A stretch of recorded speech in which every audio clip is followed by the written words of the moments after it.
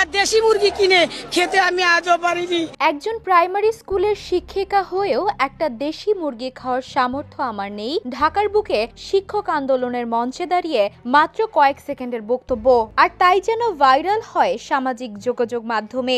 এটা লজ্জার বিষয়।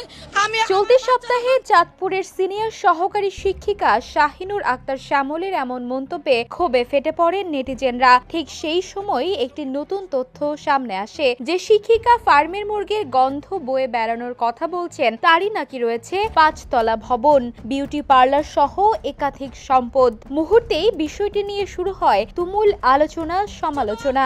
একদিন একটা ফার্মের মুরগি কিনেছিলাম। সম্প্রতি ভাইরাল হওয়া ভিডিওতে দেখা যায় ঢাকায় আন্দোলনে অংশ নিয়ে শ্যামলী বলেন, 20 বছর আগে বাচ্চাকে খাওয়ানোর জন্য একটি ফার্মের মুরগি কিনেছিলাম। আমরা শিক্ষকরা 3য় শ্রেণীর কর্মচারী, একটি দেশি মুরগিও কেনার সামর্থ্য নেই আমাদের। এই বক্তব্য দ্রুতই দেশ জুড়ে চর্চা এবং ব্যাঙের খোরাক হয়ে ওঠে।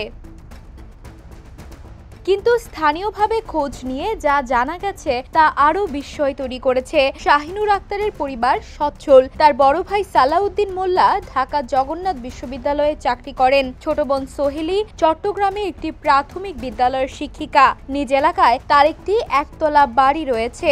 পাশাপাশি শ্বশুরবাড়ি কুমিল্লার বড়ুয়ায় রয়েছে স্বামীর দোতলা বাড়ি। শুধু তাই নয়, হাজীগঞ্জ বাজারের ডিগ্রি কলেজ রোডে আরাম কটেজের পাশে একটি 5 তলা বাড়ি রয়েছে শাহিনুর আক্তারের। তিনি ও তার বোন বাড়িটির মালিক। শিক্ষকতার পাশাপাশি একটি বিউটি পার্লারও পরিচালনা করেন শাহিনুর আক্তার।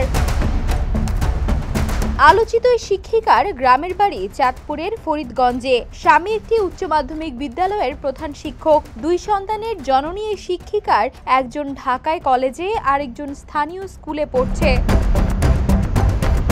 এই ঘটনা প্রকাশ পাওয়ার পর ক্ষোভ প্রকাশ করে নেটিজেনরা বলছেন, যার নিজস্ব 5 তলা বাড়ি তার কি সত্যি দেশি মুরগি খাওয়ার সামর্থ্য নেই? কেউ কেউ আবার ব্যঙ্গ করে তাকে নাম দিয়েছেন মুরগি ম্যাডাম। তবে সমালোচনার মুখে নিজের বক্তব্যের ব্যাখ্যা দিয়েছেন শাহিনুর আক্তার শ্যামলী। তিনি বলেন, আমি ব্যক্তি শাহিনুর হিসেবে নয়, শিক্ষক সমাজের প্রতিনিধি হিসেবে কথা বলেছি। সব শিক্ষকের বাস্তবতার কথাই তুলে ধরেছি। এটিকে ব্যক্তিগত সুবিধা অসুবিধার সঙ্গে তুলনা করা ঠিক নয়। কিন্তু তার ব্যাখ্যা নেটিজেনদের মন গলাতে পারেনি। ভিডিওটি ঘিরে এখনো চলছে ব্যাপক আলোচনা, তর্ক বিতর্ক এবং ট্রোলের বন্যা। Desk report, the news. দেশে দেশে সবার সাথে দ্য নিউজ।